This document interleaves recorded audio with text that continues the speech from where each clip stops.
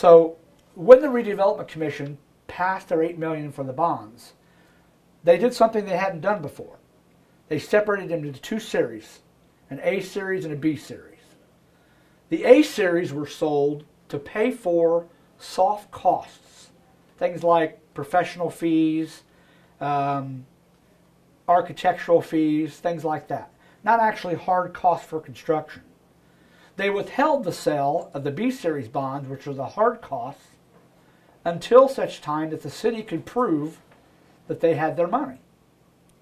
Well, the City Council tonight will be discussing, and next week voting on, a bond anticipation note. And this bond anticipation note will prove that the city has the money. We've already proven we have the ability to pay it back through our edit fund, and now we're actually securing the note to be able to do that. So we've done our part. The Redevelopment Commission has done their part. They approved the bonds up to $8 million. We're using the $8 million in bonds. 1.5 or so was for the soft cost, the rest of for construction costs. And then this will be like a temporary loan until we get our bonds sold for the city. It's called a bond anticipation note. So, you know, there's been a lot of talk in the paper and in the media today about actions or thoughts taken by the Redevelopment Commission last night. And I just want to assure the public that, you know, this project is being paid for out of a revenue source that is different than the property taxes. It is not from the general fund. The general fund pays for things like squad cars and salaries and fire trucks and you know, things like that. This is paid for out of edit. So there's plenty of money to pay for it. And the edit fund is very solvent. So, you know, what I've always wanted to do, what we've always tried to do, what Sean Keenan has been working on for 6 years, and what I've been working on for the past 8 or 9, that we've started that TIF and expanded it, was that we would build a police station that be something that this community could be proud of. A cornerstone of public safety that would put good paying people to work with good paying jobs, taking construction trades and putting them to work in our community, taking professionals and employing them through this entire process. Our own little economic development program in Terre Haute that we're able to do because of the help of the Redevelopment Commission, the TIF district, and of course local edit tax. So, you know, we're moving forward. We're going to be discussing tonight at the City Council meeting the bond anticipation note. It's been done by this city before for projects. It's done by other cities across the state. And so we're going to do that bond, vote on it next week, and hopefully the City Council will continue their support of the police station so that we can move this project forward. The Redevelopment Commission has already done all of their requirements. Only until the bonds are sold do they have to approve the interest rates. But they've set a cap on the rates like they always do. And they've set their amount cap. We've not gone over that amount. We've not done anything adverse to the process. And so I'm not sure why there was a special call meeting, you know, or what the issue is. But, you know, the city is obviously very excited about moving forward with this. And we hope that you know, politics are set aside for the betterment of our community. Do you have the votes to do that? Well, I can't speak for what the other councilmen will do. I just know that the people on the council are very smart, professional individuals that care about this community deeply, and I think that they have given me indications that they support this project. Their only concern in the whole time that we've talked about it, even when Cliff was there at the meeting or Umball, was, you know, how does the city intend to pay for their portion? And what was given to us was edit. The mayor said we'll pay for our portion by paying for it with edit funds, and so we asked for a report on the edit funds. You know, where is our obligations? Do we have pending obligations? Do we have the ability to pay for this out of edit? And you know, Umball and Associates, who said that an edit bond note for about $3 million, the payment annually would be around $300,000, and that we have 1,519% ability to pay that, because we're bringing in $4.5 million a year. So you're not really using edit that much, is what you're saying right now. No, and we're not using it for things that are long-term obligations. We may use $100,000 for a project here, or $50,000 for a project there, or a couple million for a project here. Yeah. But those may fall off that next year, and then we build back up again. Yeah. So you're talking $300,000 for how many years? 20, 25? I think well, what the estimate was for this was 15. 15. So we're not looking at long-term, well, I mean, 15 is long-term, obviously, but we're not looking for those long-term bonds like normal where they're 20, 25 years out. Okay. But we haven't even approached that. The whole goal of this is to let the folks know out there that the City of Terre Haute has the ability to pay for their portion of the police station. And the Redevelopment Commission has already voted to pay for their portion of the police station. So any other discussion that's going on is just going back on promises and things that have already been passed. Okay, so getting back to what they did yesterday. Or didn't do. Didn't do. Okay. You're at a total loss of why they called a meeting in the first place. Absolutely. Yeah.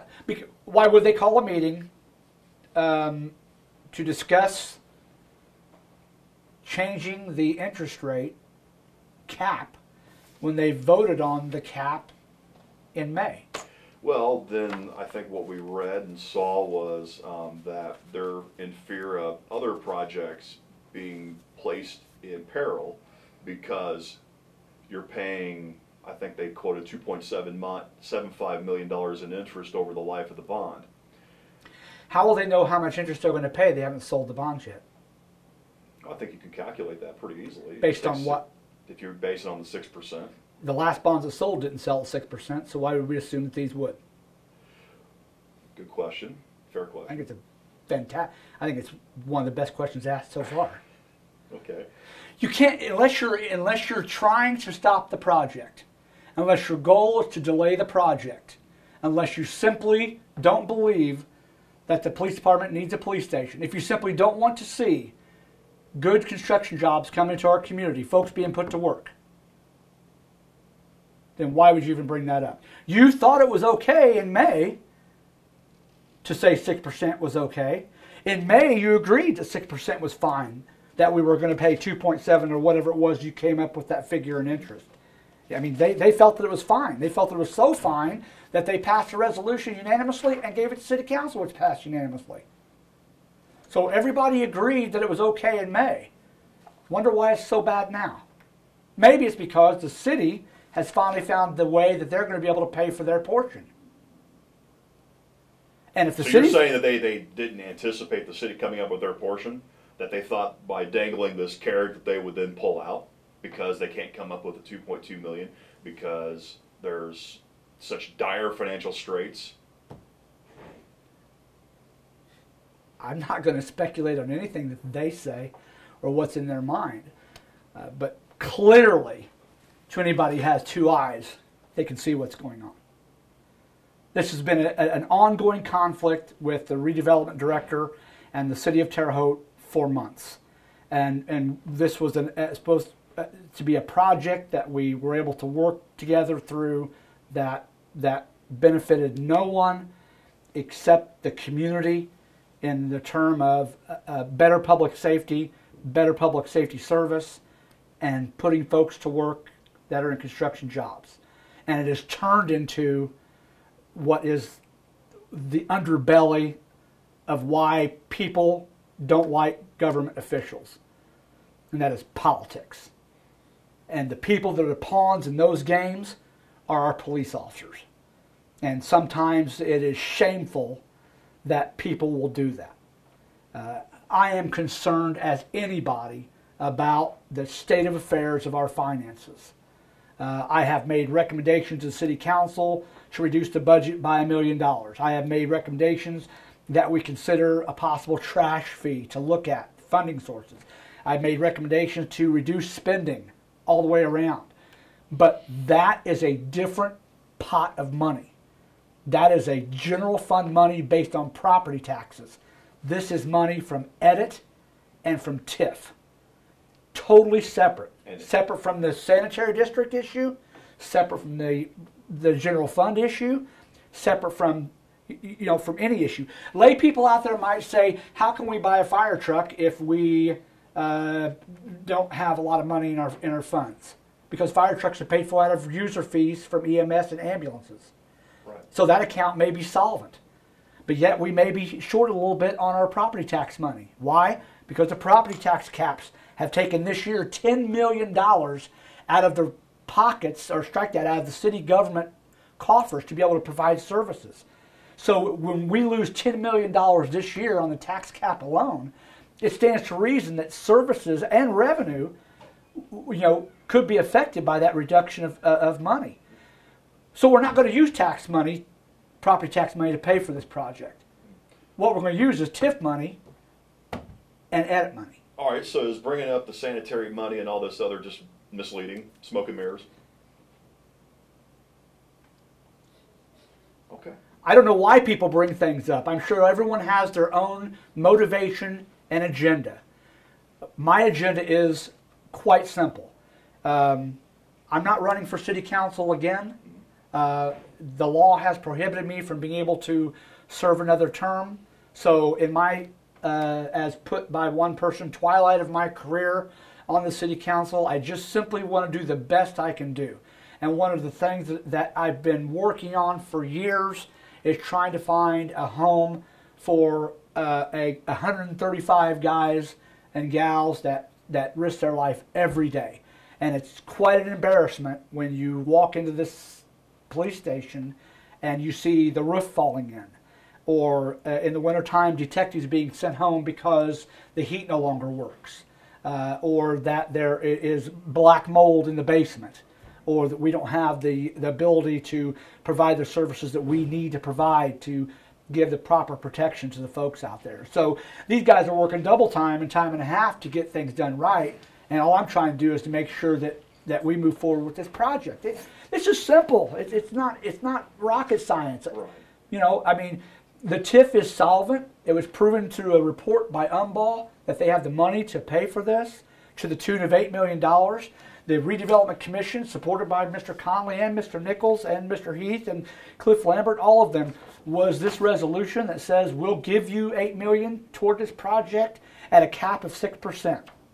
We passed the resolution on the city council, supported by all the councilmen. We will accept your $8 million, and as we'll get it in two parts.